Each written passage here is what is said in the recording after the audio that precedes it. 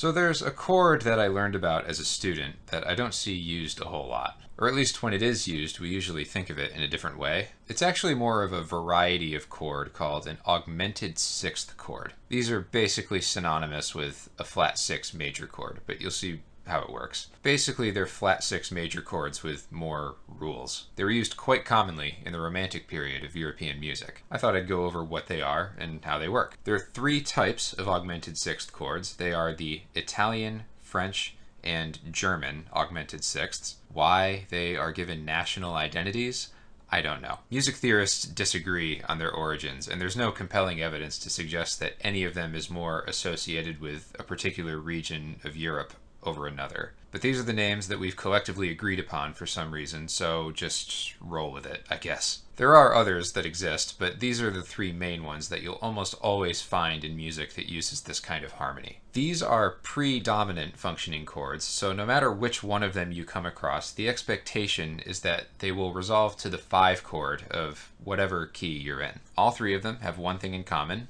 They contain an interval of an augmented sixth, hence the name. What's an augmented sixth?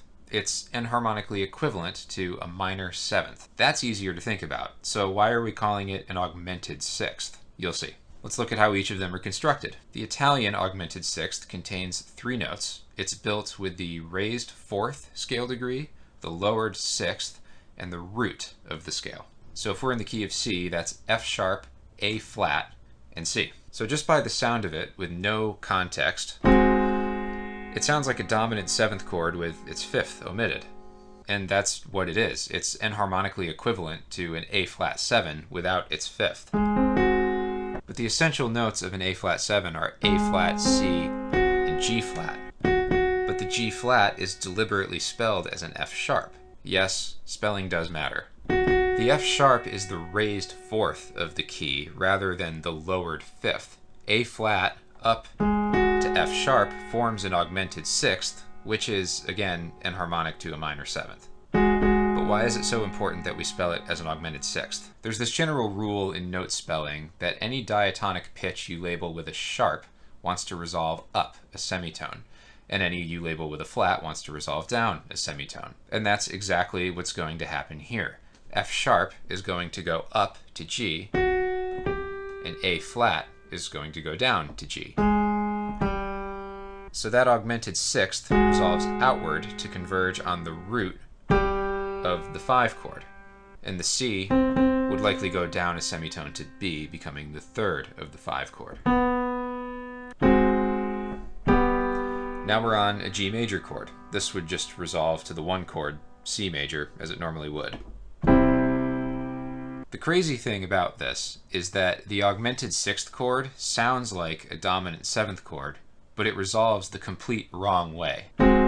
Since it sounds like an A flat 7, which it enharmonically is, your ear would expect it to go to D flat, 5 to 1. But instead, it goes here.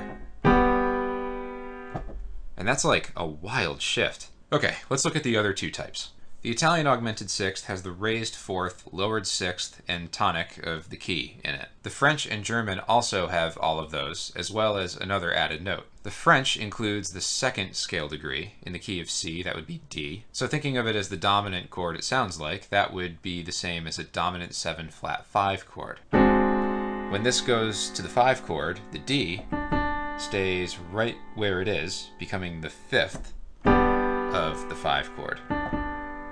I guess the supposed reason this one is French is because all of its notes live in the whole tone scale,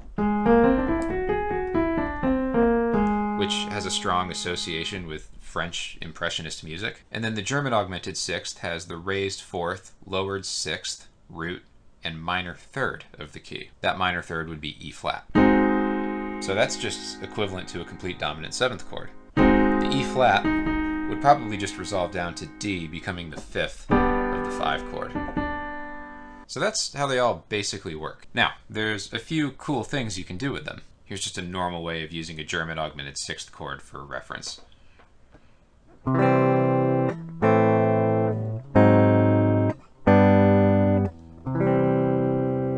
Because all 3 of them are enharmonically equivalent to a dominant 7th chord, you can just resolve them as if that's their function. And when you do that,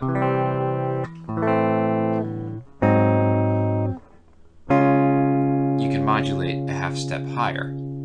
It's kind of a slick way of changing keys. And then what if you do the reverse? What if you resolve a dominant seventh chord as if it's an augmented sixth chord? It doesn't really matter if it's Italian, French, or German. They all do the same thing.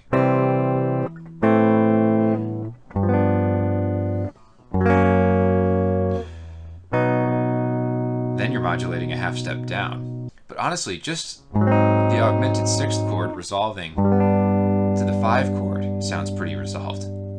That's because it's basically a resolution achieved through tritone substitution. And I think I'm going to save that for next week's video. Just that much should give you plenty to explore. If you didn't know, I teach private lessons over Zoom to people around the world. I have a few openings right now, so if that's something you're interested in, feel free to message me directly on whatever platform you're viewing this on, or go here and fill out the contact form. Either way, thanks for watching, and I'll see you in the next one.